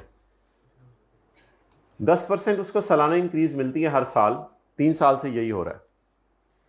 तो इस वजह से हमने इस साल की तनख्वाह को समझा 10% बढ़ी हुई है, तो पिछले साल की तनख्वाह हमने मिसिंग थी, उसको निकाल के फिर इस साल की तनख्वाह चेक कर ली कितनी बन रही है। वो तो 440 ही बन रही थी। तकी ने अपना घर किराए पे दिया हुआ है अपने कज़न को, सालाना किराया 2.5 लाख है, और इसमें एम्यूनिटीज़ एंड यूटिलिटीज़ का किराया भी पड़ा हुआ है 8,000 रुपये। हाउएवर साल का किराया सिमिलर हाउस का जो है वो 3 लाख है, लेकिन कज़न होने की वजह से, क्योंकि ताया का बेटा था, इस वजह से अब्बू ने कहा कि भाई इससे तो हम कम पैसे लो। अम्मी कहती नहीं खाला के बेटे को दे दो, लेकिन अब्बू की मानी, इसने ताया के बेटे को दे दिया और किराया 3 लाख के बजाय कितना ले लिया? 2.5 लाख रुपये। तो ऑब्वियसली 3 लाख और 2.5 लाख में से कौन सा ऐड होगा? 3 लाख तो होगा, लेकिन 3 लाख में से कुछ माइनस भी करेंगे, क्योंकि ये एक और फड्डा भी तो है ना बीच में कि दिस द रेंट इंक्लूड। तो इसका अगर 2.5 लाख में ये इंक्लूड है तो फिर 3 लाख मार्केट वाले में भी इंक्लूड है, उसने लिखा हुआ है। However annual rent for similar house with utilities is 3 lakh. तो ये 3 लाख खाली घर का किराया नहीं है कि 3 लाख जमा 8,000 आप पेपर में लेके जाएंगे, 3 लाख में से माइनस करना पड़ेगा। और मजे की बात है ये 3 लाख टोटल है शायद, और वो 8,000 पर मंथ है। उसको डिविडेंड भी मिला है, cash dividend declared by company, company ने दिया था। शेयर रजिस्ट्रार ने इस पर टैक्स प्रॉपरली काटा है, तो ठीक है। शेयर रजिस्ट्रार वो होता है जो शेयर आपके नाम लगाता है, उसने टैक्स इस पे प्रॉपरली काटा है। अंडरलाइन करें आज एक लफ्ज़, क्वेश्चन पेपर बांटे, सोचें एक लफ्ज़, रिसीव्ड। रिसीव्ड या अर्न्ड? ये एक नई चीज़ है जो मैंने आपको टेस्ट में डाल के करवानी थी। ये अमाउंट 85% है। He received the share registrar correctly deducted the tax. उसने प्रॉपर तरीके से काटा है। ये नई चीज़ है, मैंने आपको करवानी थी। ये अगर किसी ने नहीं भी टेस्ट में की तो परेशान होने की जरूरत नहीं। उसको टैक्स कट के ये पैसे मिले हैं, उससे टैक्स, तो ये अमाउंट 85% है। अगर लिखा होता ही अर्न डिविडेंड ऑफ इतने, फिर वो पूरा होता। अभी ग्रॉस है या ये नेट ऑफ टैक्स है, ये थोड़ा सा समझाने की कोशिश कर रहा हूँ। ये आपके लिए नई चीज़ है, कोई मसला नहीं, इसकी बहुत रिवीजन होनी आने वाले दिनों में, तो इस पर परेशान नहीं होना। ये कॉन्सेप्ट तो आपको पता है, लेकिन वो नेट होने वाला नहीं पता था। बाकी डिविडेंड बताएं, नॉर्मल रिजीम में जाएगा या फाइनल टैक्स रिजीम में जाएगा? फाइनल टैक्स रिजीम में जाएगा। फायदा हुआ जाने का? नहीं। चले, जिसको नहीं हुआ वो जाए। यार दरवाज़ा खोलो, यार कॉलेज के दरवाज़ा खोल दो इसके लिए, बल्कि ऐसा करो लाहौर के दरवाजे खोल दो इसके लिए। Working number 1, income from salary.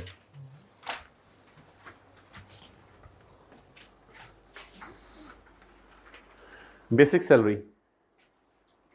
Basic salary देखिए मैं क्या करूंगा, पहले मैं लूंगा 4 लाख, ये जो एक्स है मेहनत करके निकाली, जमा 4,40,000 ज़रब 11, फिर अगले साल 4,40,000, और फिर अगले 11 महीने की तनख्वाह अलग से ऐड होगी, वो अगला साल है। हमारे साल ये वाला 4 लाख जमा 4,40,000 इंटू 11, जी बोले 4 लाख जमा 4,40,000 ज़रब या, बल्कि 4 लाख के साथ लिखे ना, मल्टीप्लाइड बाय 1 मंथ।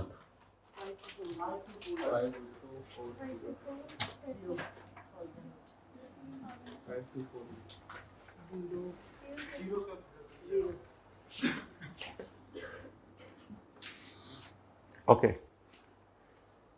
अब अगर 4 लाख की कैलकुलेशन आपने शो करनी है तो यहाँ वर्किंग 1.1 डाल के x प्लस वो वाली कैलकुलेशन शो कर दीजिएगा ताकि एग्जामिनर को पता चले 4 लाख कहाँ से आया। और अगर 3,96,000 भी शो करने हैं तो कर दीजिएगा कहीं शो करके, उसको पता चल जाएगा बच्चे से गलती क्या हुई है। अगर 3,96,000 भी लिखेंगे ना तो लिख के अगर आप 1 से मल्टीप्लाई कर देंगे तो थोड़े से मार्क्स जरूर मिलेंगे, क्योंकि उसको पता चलेगा कि इसको ये तो कॉन्सेप्ट है ना कि 1 महीने 11 महीने को अलग करना है। फटा इस सवाल में क्या था कि सैलरी महीने के एंड पे नहीं मिल रही थी।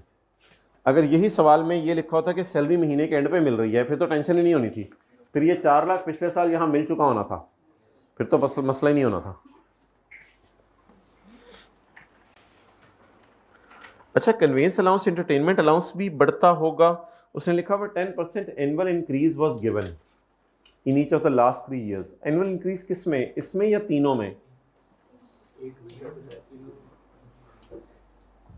अच्छा, एनुअल इंक्रीज अगर सवाल बता दे तो ठीक है, नहीं तो सवाल साइलेंट होना, कुछ भी नहीं लिखा हुआ एनुअल इंक्रीज किस में, तो बेहतर है कि कैश अलाउंसेस में भी ले लीजिएगा, क्योंकि ऐसा नहीं हो सकता कि 20 साल 25 साल पहले जब वो आया था तब भी इंटरटेनमेंट अलाउंस 44,000 था, आज भी इंटरटेनमेंट अलाउंस 44,000 हो, तो जब सैलरी बढ़ती है तो साथ उसके बेनिफिट्स भी बढ़ते हैं, तो इसलिए कैश अलाउंसेस पे भी वही वाला काम करें।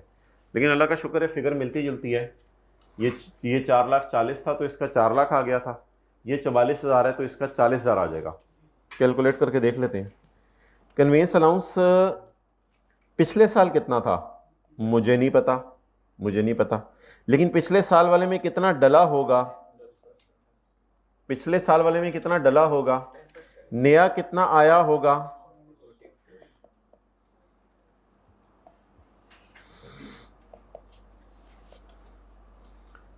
x is equal to 44,000 divided by 110। नहीं, वो तो अब करने की जरूरत ही नहीं, बस simple x is equal to बता दे कितना है, ये 1.1x है, 40,000। क्लियर?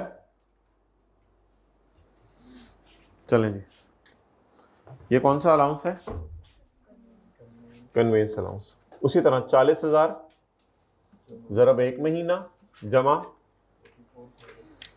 44,000 ज़रब 1 महीना इज इक्वल टू सिर्फ 11 महीना। और अगला कौन सा है? वो तो वही होगा ना फिर, 5 लाख।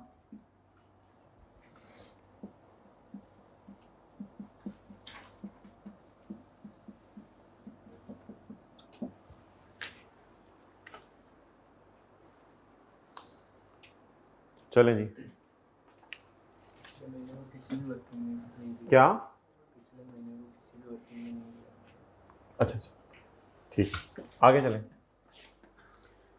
ओवन मिला उसको 40.8।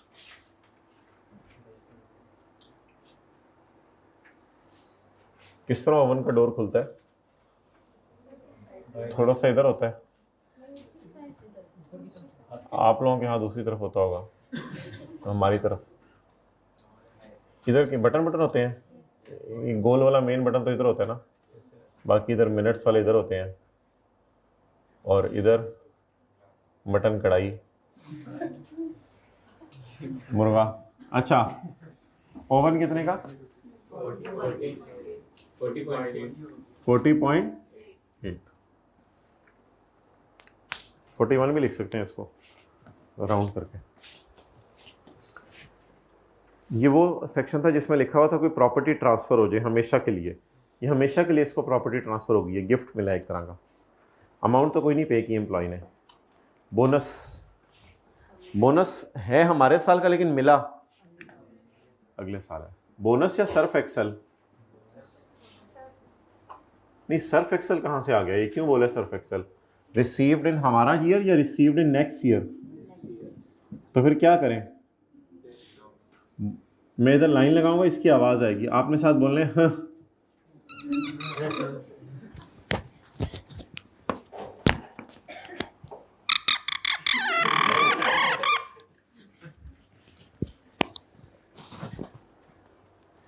एक लाख उसको मिला है बोर्ड मीटिंग अटेंड करने का, फीस फॉर बोर्ड मीटिंग।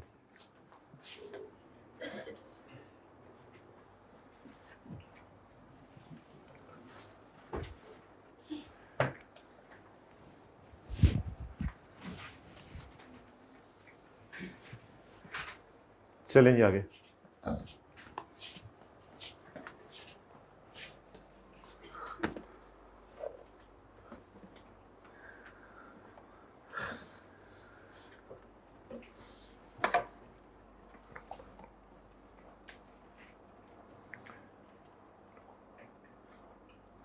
इसको ज़रा कहीं रुको मैं आ रहा हूँ। इसको ना न्यूमेरिकल के एंड पर माइनस करना है। आज मैं बताऊंगा कहाँ पे। इतना टैक्स इसकी सैलरी से कट चुका है, बोले इतना टैक्स इसकी सैलरी से कट चुका है। इसके अलावा इसने घर किराए पे दिया हुआ है। अच्छा, टोटल कितना हो गया? 6428.8 जी। इनकम फ्रॉम प्रॉपर्टी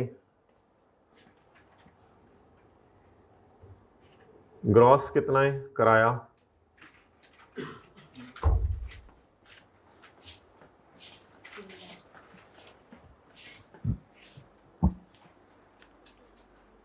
इसको तो इग्नोर करें ना। 2.5 लाख, 3 लाख या 3 लाख माइनस 8,000 ज़रब 12। याद है हम हेड वाइज भी अलग करते थे, ईयर वाइज भी अलग करते थे, तो इधर ईयर वाइज अलग करने की जरूरत नहीं है, बस हेड वाइज अलग करें। 3 लाख माइनस 8,000 ज़रब 12। 3 लाख टोटल कराया है यार, वो आप लोगों को फिर भूल जाने, इस तरह करते होते थे ना। 3 लाख लिखते थे और 3 लाख लिख के यहाँ करते थे इनकम फ्रॉम प्रॉपर्टी और यहाँ करते थे इनकम फ्रॉम, अब याद आ रहा है थोड़ा थोड़ा। 8,000 ज़रब, यहाँ हायर वाला उठाया मैंने, कितना? 20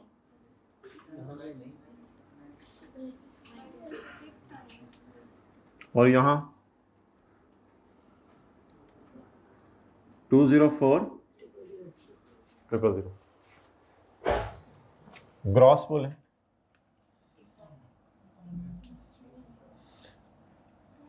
बस 204 लेस रिपेयर अलाउंस 1/5।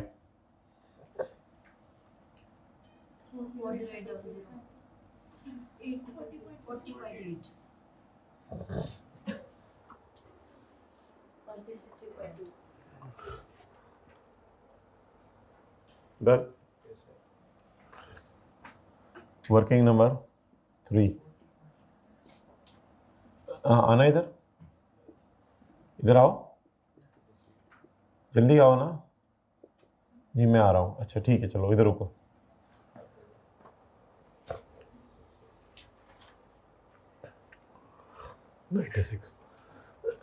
लेकिन ये अदर सोर्स के खर्चे नहीं दिए उसने, अदर सोर्स के खर्चे नहीं दिए, तो इसलिए बस वो हम माइनस नहीं कर सकते।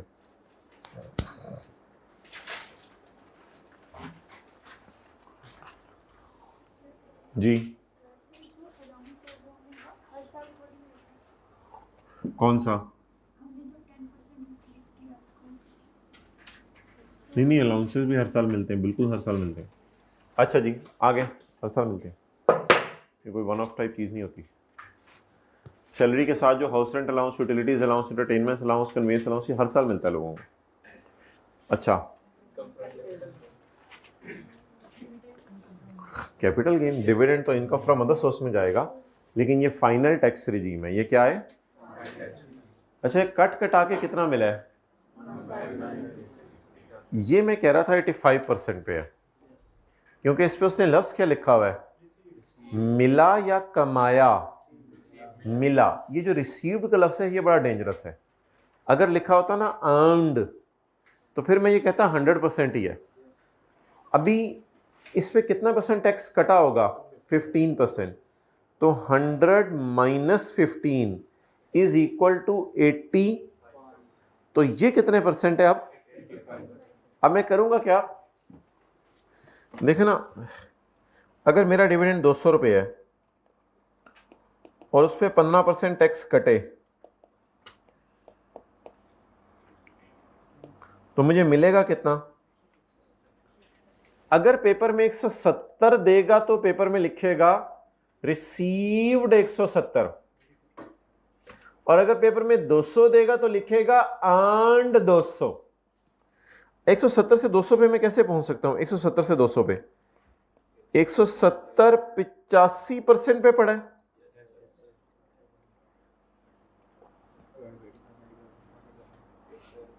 एक 170 85% पे पड़ा है, मुझे 100 दे दो, आ रहे 200। कितनों को समझ आई नेट से ग्रॉस निकालने की? कितने देखिए, मेरा अगर डिविडेंड है 200 रुपए, 200 रुपए मुझे कंपनी ने डिविडेंड दिया, 2 नोट कायदे आजम के 100 रुपए वाले देने थे, लेकिन कंपनी ने कहा मैं तुम्हारा टैक्स काटूंगी 30 रुपए, तो 3 नोट 10-10 रुपए वाले काट लिए।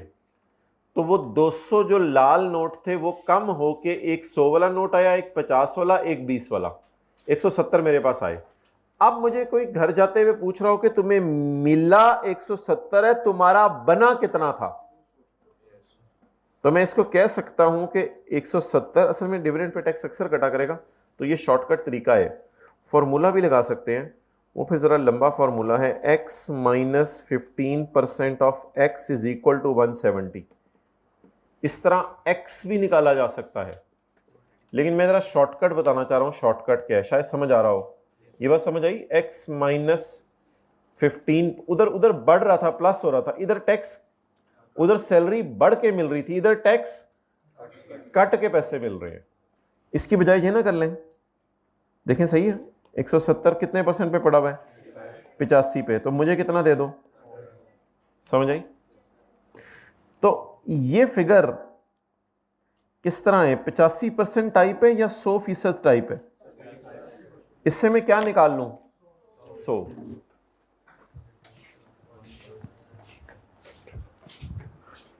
वर्किंग नंबर 4, ये तो income from other source normal tax regime है, ये income from other source final tax regime है। मुझे अर्न्ड चाहिए या रिसीव्ड चाहिए? 159.37 डिवाइडेड बाय 80 मल्टीप्लाइड बाय 100, 187.5। मेरा बना कितना? 187.5, और मिला कितना? If someone is uncomfortable, then what is the formula? X minus 15% of X is equal to 159 point.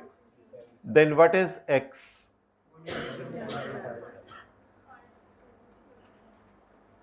जी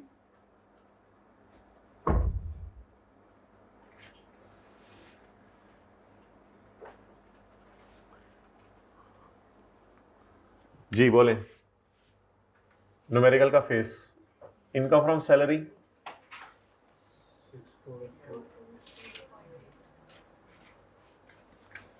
आगे income from property, income from other source,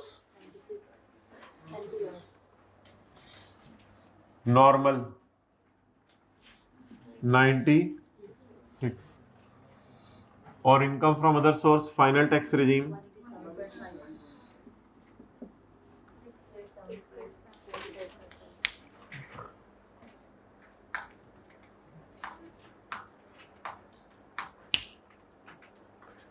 total करें 6875.5। कोई ऐसी इनकम ढूंढे जिसके साथ कोई अजीब सा लफ्ज लिखा हो, डिविडेंड। इसके साथ क्या लिखा हुआ है? क्या इस पे फाइनल रेट है अलग से कोई, या टेबल 1 2 वाला final tax rate less dividend income from other source, final tax raising. जी बोले। हाँ जी, डबल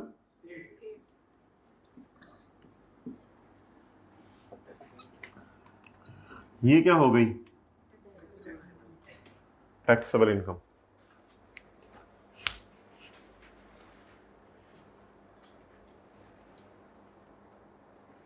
ये क्या चीज है भाई हाथ में जो पकड़ी हुई है?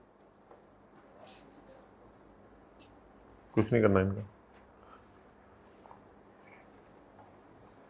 अब क्या निकालें इस पर?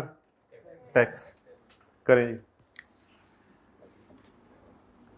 इस फिगर का लें 75%, 6688 का लें 75%। अब इसे कंपेयर करें सैलरी से।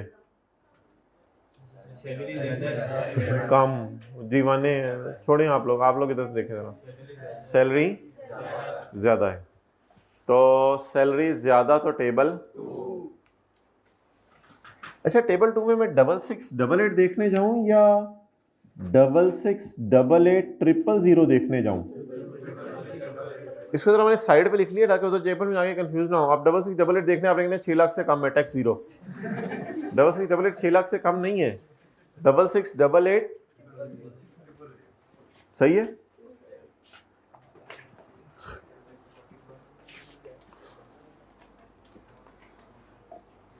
अच्छा, इधर समझ आ रहा होता है, पेपर में पता नहीं मुझे क्या हो जाता है, टेस्ट में है यही मान।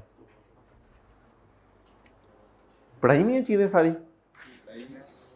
अभी प्रैक्टिस हो जाएगी ना, प्रैक्टिस होगी भी तो थोड़ा थोड़ा हमने चलना सीखा। ये वाला सिनेरियो है भाई। FR2 वालों को बता दो इंशाल्लाह थोड़ी देर में क्लास शुरू होगी, थोड़ी देर का लफ्ज़ बोल के आना थोड़ा, यानी कि वो पता भी ना चले उनको और हमारी बात भी कन्वे हो जाए। 7 लाख जमा 35% ऑफ 668800 माइनस 4.1 मिलियन जी। 258800 कितना? 258800 अच्छा, अभी कैलकुलेटर पे ना पूरा जवाब बताइएगा जो आ रहा है।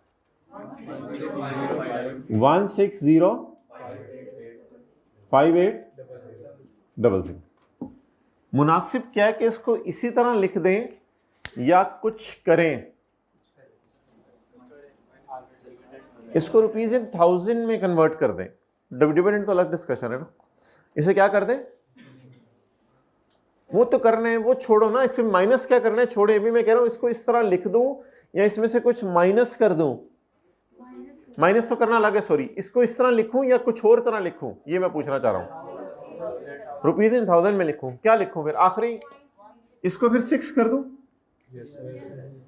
मेरे ख्याल से जो बहुत ताकतवर है ये 8 है या 8 है। ये अगर 4 होता तो मैं कहता 4 ही है। उसने तो इस पर कोई असर नहीं डालना था, ये तो इसकी जान ले लेगा, ये तो इसको 6 करके जाएगा। इसको राउंड अप पता नहीं राउंड डाउन क्या बोलते थे आप लोग, ये मैं पूछना चाह रहा था। अगली बहस तो बाद में है।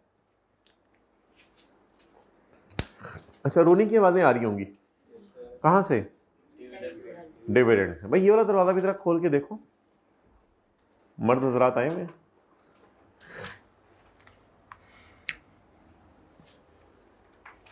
FR2 एंड पे बैठते हैं, अभी जरा क्लास खत्म हो लेने दें। Add tax on dividend. Tax on dividend कितना है?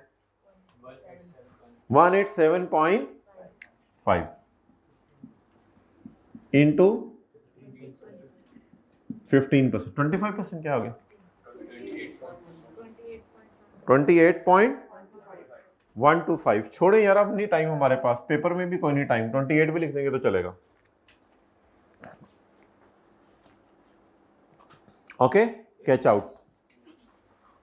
अब क्या करें, ऐड कर दें। Great, that's the nice answer of today. सही कह रहा है ना, सही कह रहा है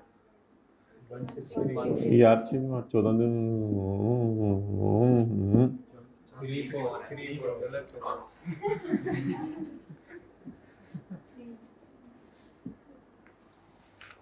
अच्छा जी, नेक्स्ट। नहीं, डिविडेंड वाले को दोबारा माइनस करें। डिविडेंड पे 15% क्यों लगाया है?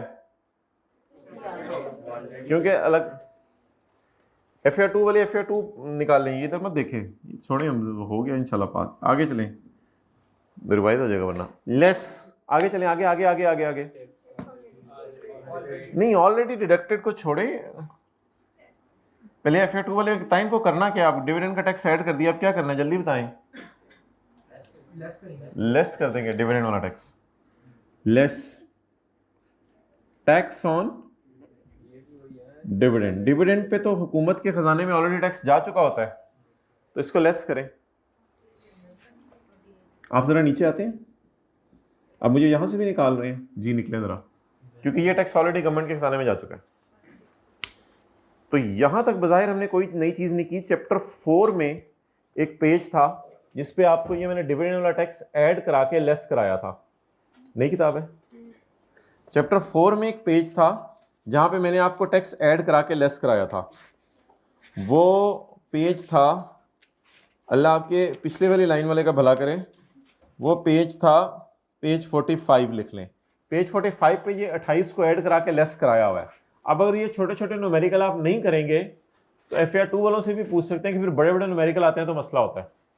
इसलिए छोटे छोटे न्यूमेरिकल साथ साथ किया करें। बोलें आप। एक और काम करना है ना, नया काम जो आज बताया था, ये सिर्फ ये एक चीज नई थी पेपर में कि कितना टैक्स ऑलरेडी गवर्नमेंट के खजाने में पहुंच चुका है। अच्छा, एक बात अभी देखिएगा, मैं आपको इंशाल्लाह अभी दिखाऊंगा। ये FR2 वाले बच्चे जो है वो सीरियस हैं। आप लोग टैक्स वाले बच्चे हल्की फुल्की, बाकी टीचर्स की छुट्टी थी तो आप लोगों ने छुट्टी मारी, लेकिन ये अभी मैं आपको दिखाऊंगा इंशाल्लाह, क्योंकि ये बड़े हो गए हैं, सीनियर हैं, ये ज़्यादा जिम्मेदारी का एहसास दिलाएंगे। अभी इंशाल्लाह हम दोनों दरवाजे खोलेंगे तो इंशाल्लाह देखिएगा 100 बच्चा वहाँ से निकलना इंशाल्लाह। नहीं, ये सीरियस है ना, ये बड़े हो गए हैं, दे आर मोर रिस्पॉन्सिबल। तो इनसे तो ज़्यादा अच्छी की उम्मीद की जा रही है कि ये तो छोटी जो मर्जी है कहेंगे, जब जो सर ने बुला लिया तो हमने तो आना है। अभी देखिएगा इंशाल्लाह आप देखेंगे, ये इनसे कुछ सीखना नहीं आपने, ये अपनी जगह, लेकिन देखिएगा अभी इंशाल्लाह दोनों दरवाजे खोल के ना, बाहर जम्मे गफीर खड़ा हुआ है। तो ये इतना टैक्स ऑलरेडी इसका हुकूमत के खजाने में पहुंच चुका है। Less tax already deducted. आपको पता है, मैंने एक क्लास में बताया था एम्प्लॉयर भी काटता है, पता है ना आपको। एम्प्लॉयर क्या काटता है? टैक्स काटता है। किस पर? एम्प्लॉय की सैलरी। तो ये भी गवर्नमेंट के खजाने में पहुंच चुका है। कितना? 2000। अल्लाह अकबर, मुझे लग रहा है आज जिंदगी में पहली दफा रिफंड आने लगा है। देखें, पॉजिटिव जवाब नहीं आ रहा। कैलकुलेटर पे बताएं क्या आ रहा है। माइनस कौन बोल रहा है? माइनस, हाँ, माइनस 396। क्या? माइनस 394। 6 डिसाइड कर लो, 4 है 6 से जो भी है। पेएबल टू शहबाज शरीफ या receivable from Shehbaz Sharif? Payable to government या रिफंडेबल फ्रॉम गवर्नमेंट? रिफंडेबल या डंडेबल? Refundable from government. थोड़ा सा ना भी एहतियात से प्लानिंग करेंगे क्योंकि बाहर बच्चा ज्यादा है। तो FR2 का बच्चा है, फिजिकल हाइब्रिड भर जानी आपकी सोच है।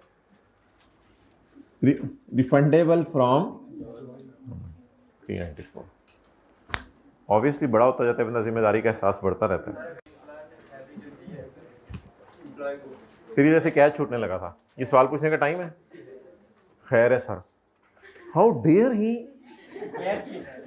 अच्छा, हाँ, तो एम्प्लॉयर जो सैलरी देगा सर वो नेट, तो उसके ऊपर भी इसी तरह करेंगे, उसे ग्राफ पे लेके जाएंगे सर। वो पूरी ही सवाल में दी होती है। जो उन दोनों के दरमियान माहिदा हुआ होता है, वो नेट नहीं लिखती होती कभी। हाँ, वो दी ही ग्रॉस पे होती है, बताए ना बताए। ठीक है जी, अगला सवाल निकालते हैं। FR2 वाले बच्चे तो अब पता नहीं कितने हैं, देखो यार दोनों तरफ